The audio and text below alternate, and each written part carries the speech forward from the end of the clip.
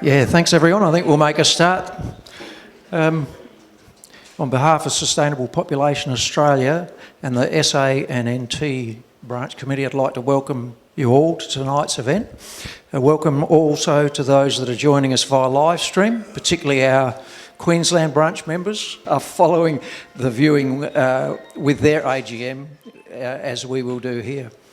The presentation tonight by Ian Lowe will be followed by time for questions and answers, which will finish by about 8:15. There'll then be a short break while we organise our AGM, which will start at 8:30. And knowing how much everyone loves an AGM, I'm sure that you'll all want to stay. Either way, please also take note that our next event, which will be a talk by author and science writer Julian Cribb, will be held here at the Duke of Brunswick and on live stream on the 21st of April. And regarding the question and answer session, for those on live stream, please enter your questions in the comments section under the video, and please remember to include your name. And so to our guest, Professor Ian Lowe, AO. For well over a quarter of a century, Ian Lowe has shown leadership at the sharp edge of both national and international environmental policy debate. Back in 1988, he was Director of the Australian Commission for the Future. In 1995, he was involved in the United Nations' first Global Environmental Outlook report, and in 1996 oversaw the first independent national report on the state of Australia's environment. In 2021, Ian was made an Officer of the Order of Australia for services to science and technology and for contributing to public understanding of environmental issues. For a decade, from 2004, Ian was President of the Australian Conservation Foundation. He's a prolific author. His principal research interests focus on the intersection of policy, science and technology, with an emphasis on energy use, large-scale environmental issues and sustainable development. Ian has authored or co-authored more than 20 books, more than 50 book chapters and over 500 other public publications or conference papers. I might also mention that he's a patron of Sustainable Population Australia. He's currently Emeritus Professor of Science, Technology and Science at the School of Environment and Science at Griffith University, Brisbane. And we're lucky that he likes to spend some of his summer on our southern beaches, and we thank him for giving time to us tonight. With his topic, Is a Sustainable Future Still Possible? Please welcome Ian Lowe.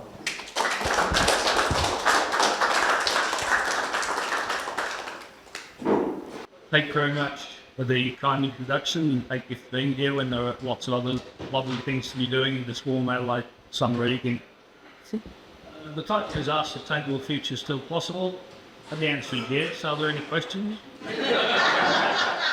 thought even if there are to a state election, that might seem a bit weird, so I'll enlarge on it just a little. The obvious point is that saying something is possible is not a very strong statement. Liquidating this week's lottery is possible if I want a ticket, but it wouldn't be advisable to state my future on the assumption that it might happen. Saying that a sustainable future is still possible was not suggesting that I am in any way confident that it will be achieved. But I'll say something about how it might be achieved if we were determined to do that. But I want to start by acknowledging that we're on the land of the Kaurna people and pay my respect to their elders, past, present and emerging. Acknowledge that sovereignty is never ceded. This always was and always will be Aboriginal land. That's become a bit of a ritual, and even those politicians who was honestly campaigned against the modest and generous proposals in view of their statements now are usually remembered to acknowledge traditional owners. But it should be more than a ritual, because the first Australians worked out over tens of thousands of years how to live in balance with the natural system of this harsh and unforgiving continent. And they embodied that knowledge, not just in custom and practice, not just in ceremony and song and dance, but in their system of laws. They had a system of law that allowed them to live in balance with natural systems and allowed their societies to survive for tens of thousands of years. By contrast, whenever governments are asked to reflect on our environmental laws, they conclude that they are manifestly inadequate. It doesn't persuade them to do much to strengthen them, but it's obvious to anyone with an IQ bigger than their shoe size that our environmental laws are not adequately protecting the environment. In terms of the changes that the Indigenous people have seen, I like this cartoon by Alan Moyer.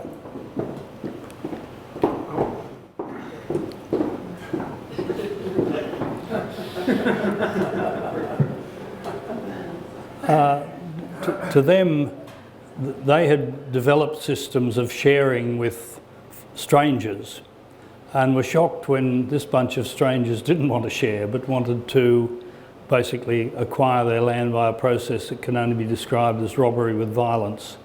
And I share the view that at some point we have to come to grips with our past and achieve genuine reconciliation with the first Australians if we're to travel forward as a unified country. Is a sustainable future still possible? Well, the fundamental point that the Commission for the Future lived by was that the future is not somewhere we're going, it's something we are creating.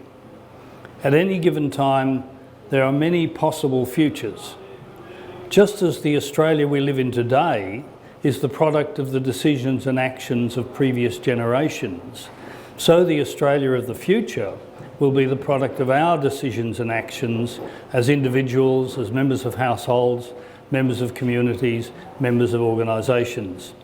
And it seems to me axiomatic that we should be striving to produce a future that is sustainable, able to be sustained, if not forever, at least for the foreseeable future, because developing in a way that is not sustainable is effectively funding our lifestyle at the expense of our own children and our own grandchildren, the equivalent of stealing from their piggy bank when they're asleep at night so we can go out and buy a beer.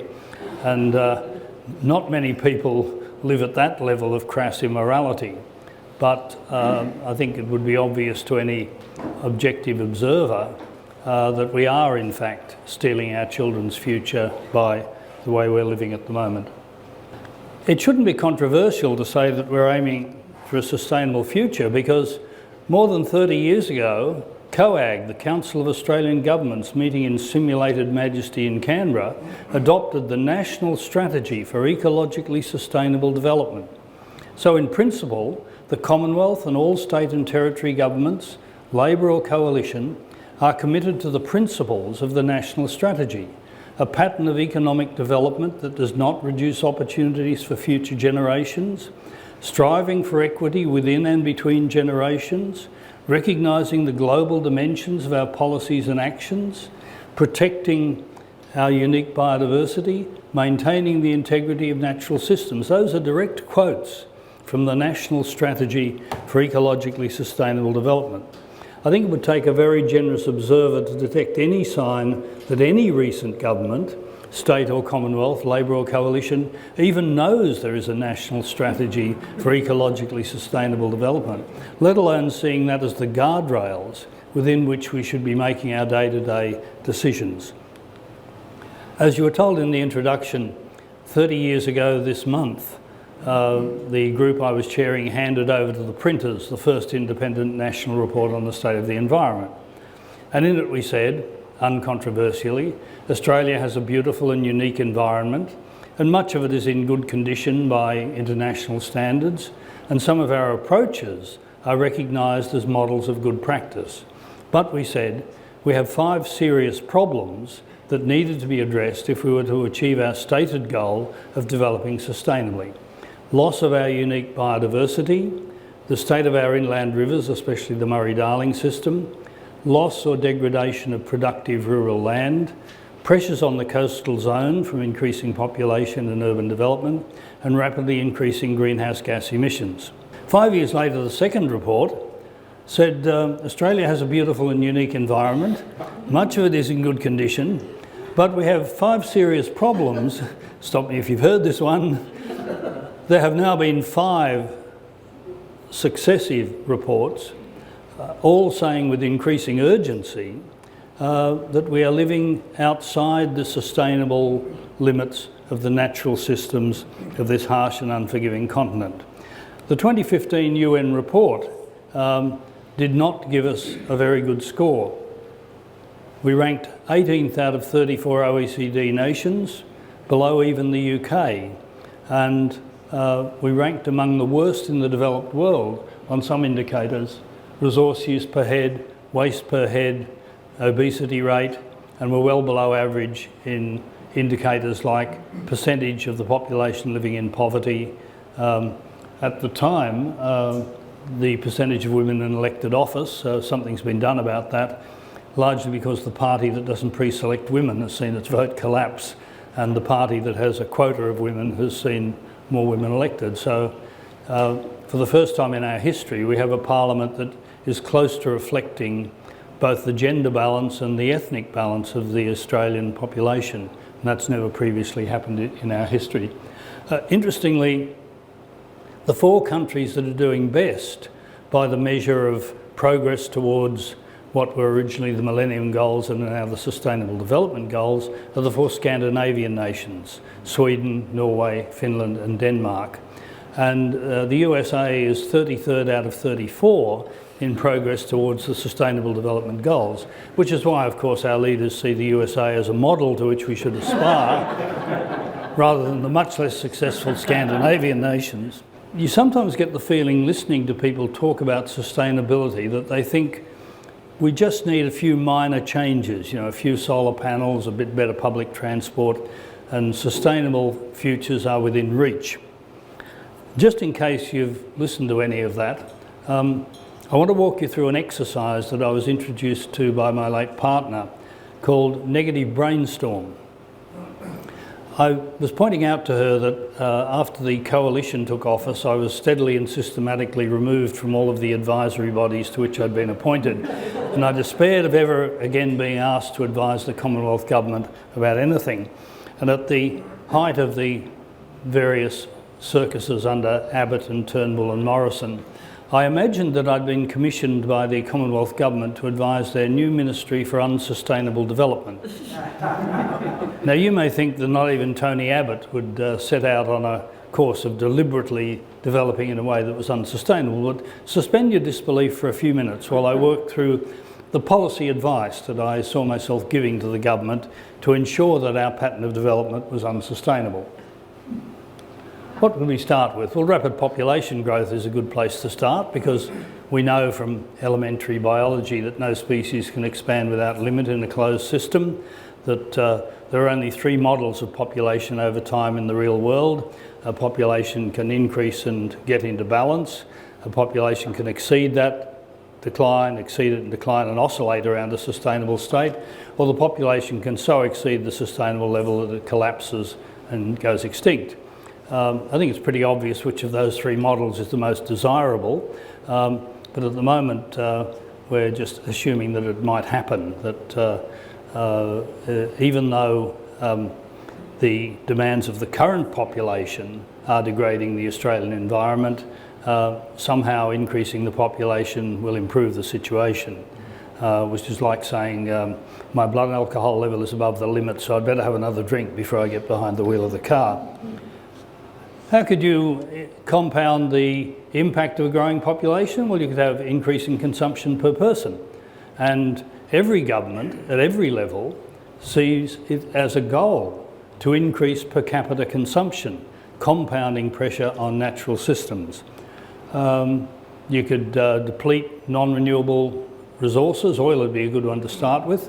And if you wanted to ensure that depleting oil had maximum social impact, you could base your entire transport system around an implicit presumption that there will always be petroleum fuels, and that if regimes don't like supplying you with petroleum fuels, you can just bomb the crap out of them, and that will show them. And I mean, we know historically regime change by bombing a country has always been successful, hasn't it?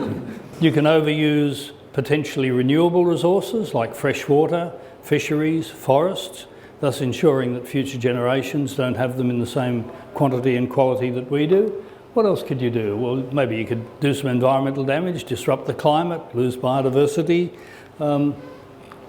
Perhaps you could have the economy demanding more consumption so that economic growth, which is assumed to be inevitable, will require increasing amounts of resources and produce increasing amounts of waste products. You could widen inequality, and to ensure that widening income inequality has maximum social impact, you could steadily run down the public provision of essential services like education, healthcare and transport in favour of a private provider model so that those with heavier wallets have more choices. What else could you do? Well, maybe as an ethical basis for society, you'd embrace a crass materialism in which the one with the most gold wins, or go to a fundamentalism where ancient texts written thousands of years ago are seen as appropriate for a modern age and a reasonable guide to how we should make policy decisions. I won't insult you by going through step by step, but I will suggest that an observer from another galaxy would be puzzled to see people talking about sustainable development when I would argue we have in place all of the policy settings that you would set up if you had an explicit goal of developing unsustainably. I'd suggest these are the criteria for a sustainable pattern of development: stabilised population, stabilised per capita consumption, renewable resources only being used at the rate at which they can be replenished, non-renewable resources only being used at the rate at which you can find adequate replacements, clean air, secure supplies of food and water, local biodiversity conserved, stabilised global climate, social equity. That looks a bit utopian, but that's my checklist for a sustainable future. At the moment, we're not doing very well. There was a report looking at our cities and how they matched on criteria for sustainability, and basically what they found is that each of the cities is doing well in one area or another. Some have good public transport, some have kept their parklands, some have relatively clean air, some have good provisions for social equity, but almost all of our cities are expanding their footprint, and I keep reading the city fathers, and I use the gender-specific word advisedly, in Adelaide, publicly lamenting the fact that it's not growing as fast as other cities, as if this should be seen as a problem. In 1972, the first report to the Club of Rome was published, The Limits to Growth. And I've argued that the reason it was pilloried by economists is that economists almost universally don't believe there are limits to growth. They believe that growth can go on forever. That report said if the growth trends in population, resource use, pollution, industrial production, agriculture, were all to continue, we would reach limits within 100 years. It didn't say, as some of the critics said, we're going to be knee-deep in rubbish by 1990 or society will collapse by the turn of the century. It said we would reach limits within 100 years, i.e. by 2070. But the most likely outcome, they said, would be a deterioration of social and economic conditions starting about 2030. And in their standard world model, human population peaks about 2030 and then declines significantly. What William Rees has euphemistically called a major population correction, which in their model saw the population decrease from a peak of about 8 million to somewhere about a third that by the end of the century. They also said that those trends were not inevitable and that it would be entirely possible to redirect the trajectory of human development onto a path that would be sustainable into the distant future and would allow every human on Earth to develop their full potential, regardless of how carelessly they chose their parents or how carelessly their parents had chosen their postcode. It would be entirely possible to envisage a future in which a stabilised population were all living in a civilised manner. I don't want to depress you, and there is a fine line between pessimism and despair, but on all of the key parameters, we are on track for the standard world model. in which the indicators of civilization peak sometime in the next 5 years, and after that it's downhill all the way. Dr. Graham Turner of CSIRO has compared the limits to growth model with now 50 years of data, and all of those indicators, population, resource use, food production, water use, waste production, are all right on track for the standard world model. So an observer from outer space would say, you are told that what you're doing now will lead to collapse in the middle decades of this century, and it's right on track, it's going really well. You know, if that's your desired outcome, you are right on track to achieve it. This is typical of what's happening in my part of the world. The red is the urban sprawl stretching out in both directions from Brisbane to produce a continuous megalopolis that I've called Noosangata, from the Noosa River to the New South Wales border as one continuous urban sprawl. The fundamental point, I believe, is that we need to accept that there are limits. Limits to what can be taken from natural systems without degrading them, limits to what we can expect natural systems to assimilate by way of our waste and other burdens that we put on it. Of course, there are legitimate differences about where those limits are, but every study that's been done this century, whether it's the Stockholm Institute looking at the 9 planetary limits and saying that we're outside 7 of them, whether it's the population of species study, which looked at 5,000 vertebrate species, mammals, fish, birds and amphibians, and concluded that the average abundance now is 30% of what it was in 1970. Whether it's the world scientist's second warning to humanity, which said there is one success story, the stabilisation of the ozone layer by phasing out ozone depleting substances, but every other global environmental indicator is going south. Freshwater per capita is down 25%, the world fish catch is down 20%, the number of ocean dead zones has doubled, there's been a net loss of 100 million hectares of forest area, greenhouse gas emissions are still increasing, climate change is still accelerating and so on. So it's very hard to be optimistic, and there's a widespread perception that quality of life is going backwards. And the reason that the clowns that call themselves Pauline Hanson's One Nation are getting some traction with criticising the level of migration is that people in urban areas accurately perceive that their quality of life is going south, and it's always easier to blame outsiders than to blame the people who are making the structural decisions which are leading to our quality of life going south. And as I said, in Adelaide you have leaders lamenting the fact that the problems aren't accumulating here as fast as they are in other cities. You know, wouldn't it be great to have the level of inequality and urban sprawl that Melbourne or Sydney have? Some critical issues. Perhaps the most fundamental is food. We are losing productive land, and we are also critically dependent for the production, processing and distribution of food on oil. The events in what we call the Middle East, but we probably should call the far northwest, have alerted us to the fact that Australia has just a few weeks' supply of petroleum fuels, and that doesn't just mean it's going to be harder for people to drive the kids to school in a four-wheel drive vehicle. It means it will be harder for farmers to produce food and to get their produce to where it's processed or to where we consume it. Water, fresh water per capita is declining here as it is in other places. South Australia is at the end of the Murray, and we still haven't developed a sensible and ecologically responsible way of allocating such water as can be taken from the river without damaging its ecological systems, and some of the water is used in spectacularly inefficient ways, flood irrigation of dairy pasture, for example, and interstate rivalries have made it impossible to have any rational discussion of using the water of the Murray-Darling system.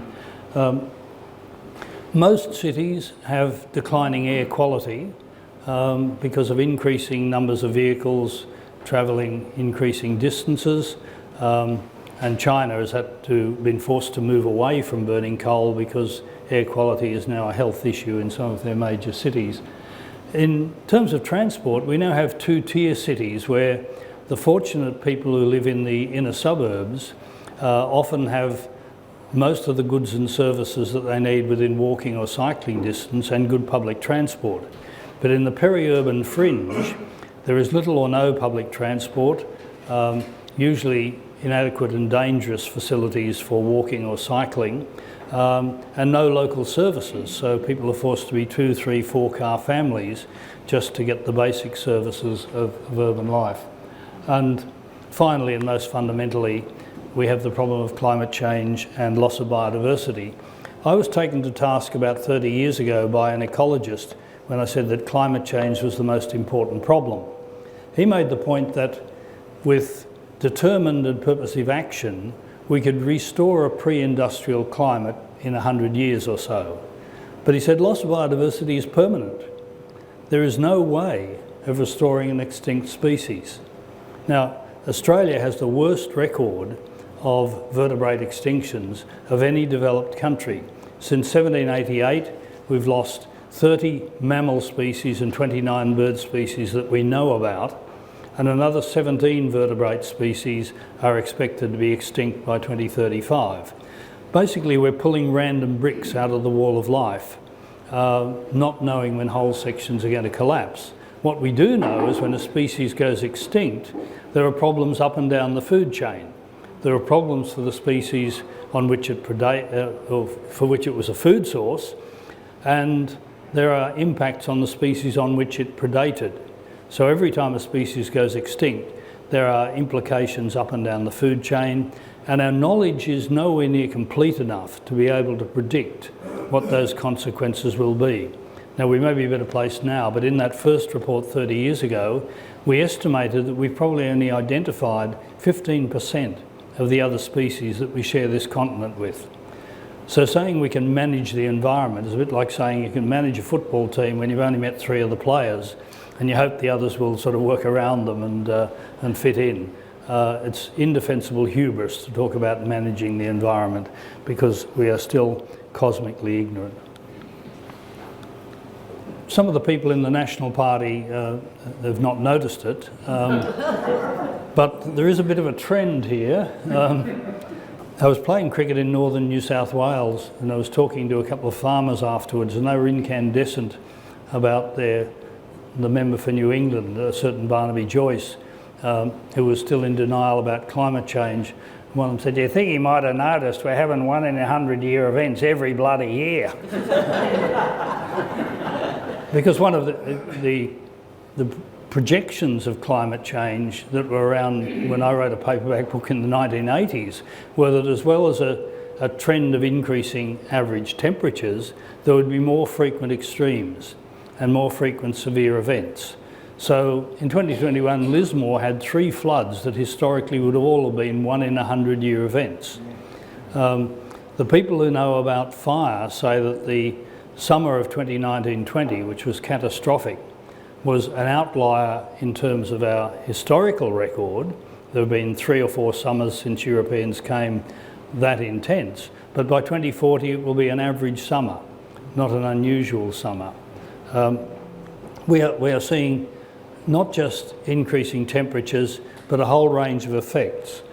This is a graph of runoff to the water supply system in Perth, produced by the WA Water Corporation.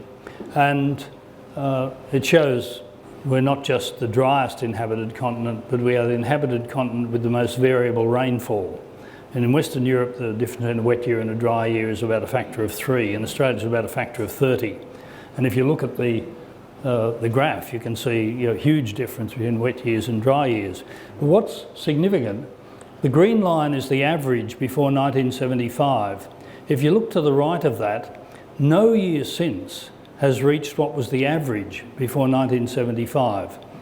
The average before 1975 was 334 gigalitres a year. Since 1975, it's 164, almost exactly half. And since 1992, it's 115, almost exactly a third. and there was one year recently where the runoff was effectively zero. And the good burghers of Perth are only able to keep growing roses and lawns that wouldn't grow naturally in that climate because they have 2 desalination plants. I think I can claim to have affected public policy in terms of those desalination plants because I was giving a presentation in Perth when they were considering it.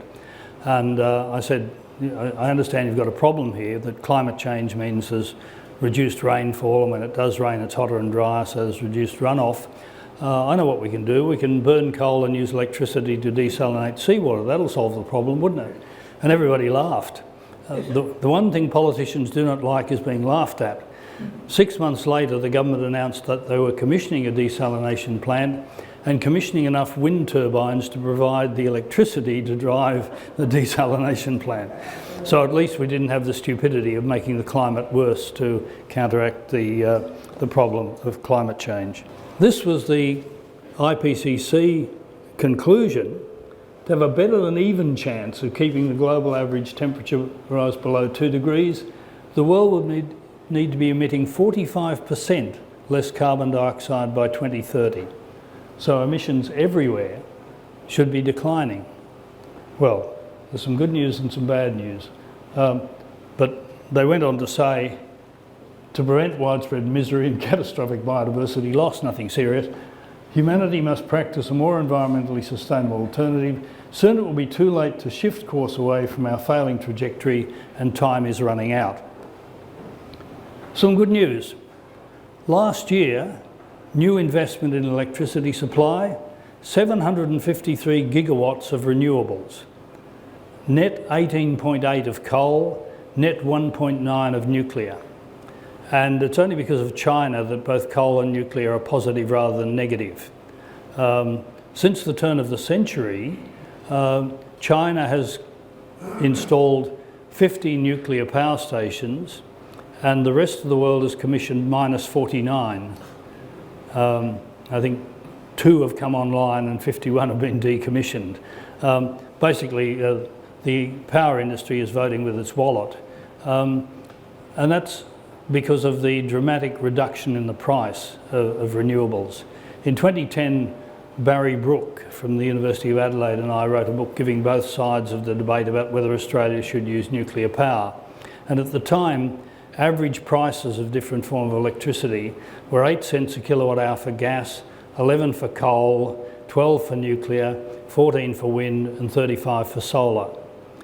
For the last full year for which I could find prices, average generating costs were solar 3.7 cents a kilowatt hour, wind 4.1, gas 8, coal 11, cheap clean nuclear 16. Electricity authorities without a green bone in their body are closing down old coal and nuclear power stations and moving to renewables just because it's now cost effective to do so. That's the good news. The bad news is that global emissions are still rising. Even though we're cleaning up the electricity supply, we are still increasing the amount of electricity being consumed, and electricity is only about 1/3 of the carbon dioxide emissions. Transport is about another 1/3, and we've done very little to clean up transport. And the other uses like gas for heating and cooking, we have no policies at all to do anything about that. We could be doing better. 50 years ago, the American analyst Amory Lovins made the point that people don't want energy, they want hot showers and cold beer.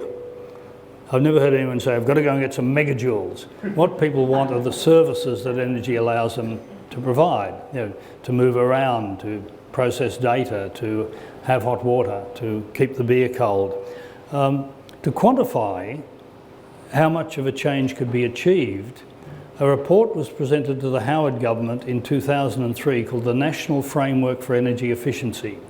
It estimated, based on the technology that existed then, 23 years ago, that we could reduce our emissions by 30% using cost-effective existing technology. And their criterion was a payback time of less than 4 years. There's a concise summary here of what we've done to implement the report.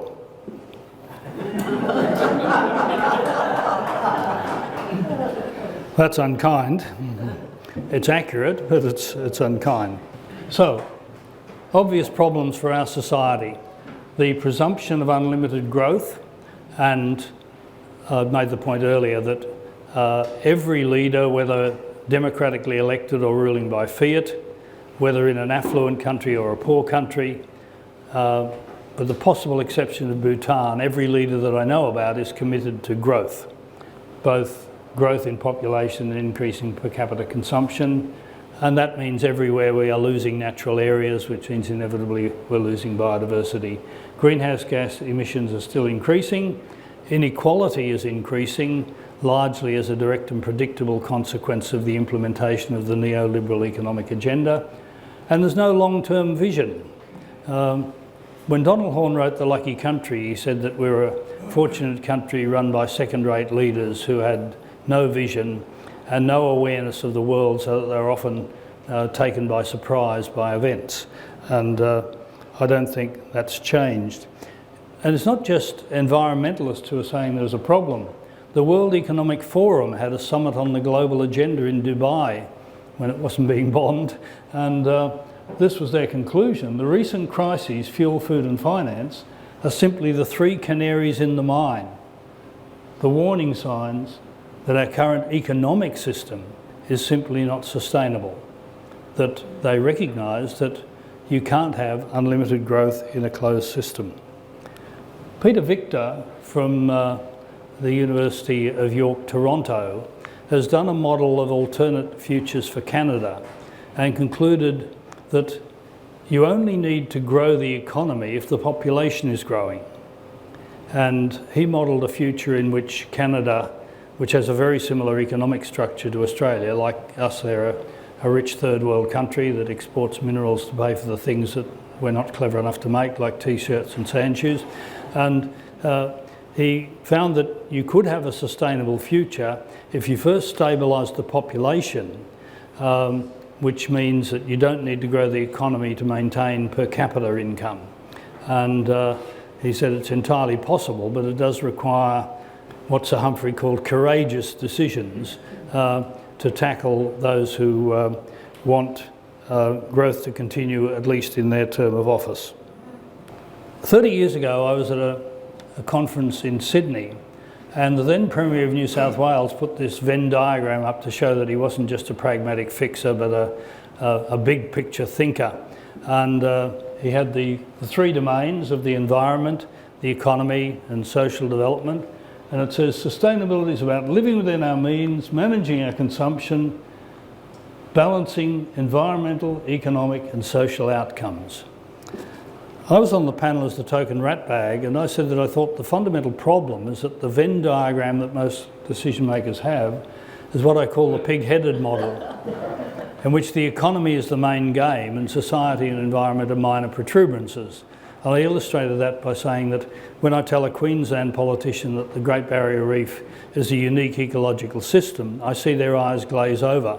But if I point out that in 30,000 people are employed in the tourist industry and it generates $6 billion a year, well, we've got to do something about it. Great Barrier Reef is a serious problem. Richard Eckersley asks the question of people, given what you know about your current situation and the world, is it your highest priority to be twice as wealthy in 20 years and consuming twice as much? And he says that he hardly ever finds anyone who sees that as the highest priority. Not everyone thinks it's desirable to be twice as wealthy in 20 years and consume twice as much, and those who do often see it balanced against other criteria like social cohesion, like a good family life, like a work-life balance, like the environment being in good shape and so on. But it's the implicit goal of every government to have 3% economic growth, which is, it's an implicit goal to be twice as wealthy in 20 years' time and consume twice as much, and that overrides issues of social cohesion, issues of equity, issues of environmental protection. I remind people that markets give us a lot of things that we want, but many of the things that markets provide we don't actually want. We have to be persuaded by clever marketing. Clive Hamilton said, Marketing exists to persuade us to use money we don't have to buy things we don't need to impress people we don't like. And Richard Eckersley went a step further and said that the 7 deadly sins, gluttony, pride, sloth, envy, lust, have been repackaged as the marketing imperatives of the modern world. Because if you think about advertising, it very rarely gives you any factual information about the product, but it appeals to your sloth or your gluttony or your envy or your lust to persuade you to purchase something you don't really need.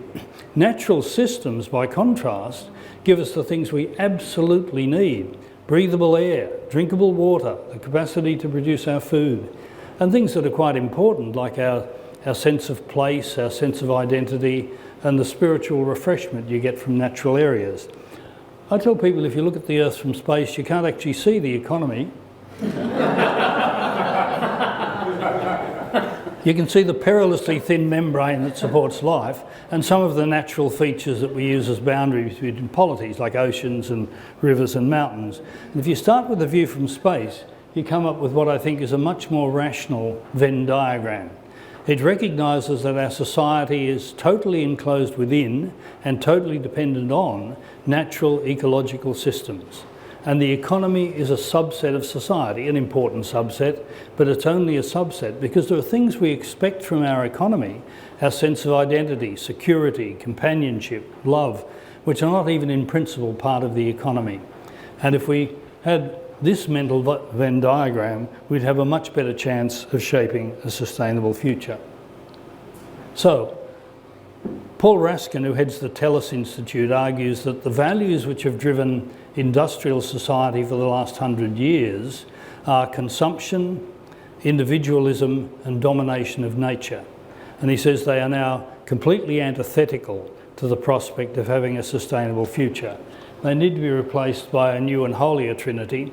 Domination of nature needs to be replaced by what you could call ecological sensitivity, an awareness that natural systems have limits and a preparedness to live within them, which of course the Ghana people did for tens of thousands of years.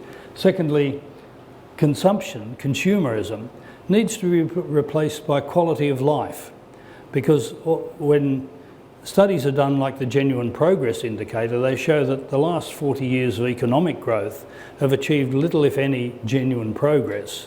And most people accurately perceive that their quality of life is going backwards, even though the economy is still growing. And finally, individualism needs to be replaced by an awareness that we're all in this together. There is no planet B. There's no prospect of rescue by friendly aliens or mass migration to another part of the cosmos. Whether there is a sustainable future depends on the decisions we make in concert with the rest of the human family. Now, I can see a few people thinking that's all a bit utopian, and at one level it is, but I wanted to end by reminding you that all of the significant changes throughout human history have been decried as utopian when they were first advocated.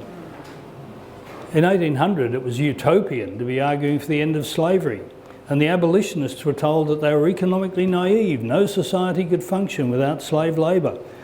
100 years later, votes for women was an issue, and the bewhiskered patriarchs in the state parliament were saying society would crumble if women were allowed to vote. South Australia was, of course, the first place in the world where women were given the vote. One of the earliest places where women could actually stand for parliament, shock horror. That's all ancient history, I accept that.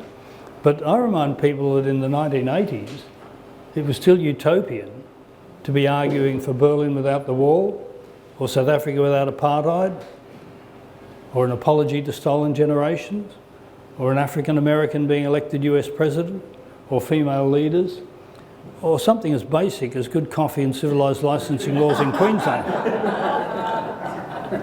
In fact, if you think about it, almost everything we take for granted was once a utopian vision. And we have them because people in previous generations did not assume that they were at the zenith of civilisation, and they worked purposefully for a better world. And once the moral dimension of slavery was raised, it became untenable. Once the moral dimension of depriving the majority of the human adult population from the right to vote was revealed, the old system became untenable, as did apartheid in South Africa or the Berlin Wall, or only having men elected as state premiers. And I believe the moral equivalent now is the need to live in a way that is not stealing from our own descendants, not stealing from future generations. So, despite COAG, there is no vision, no policy framework to move us towards a sustainable future.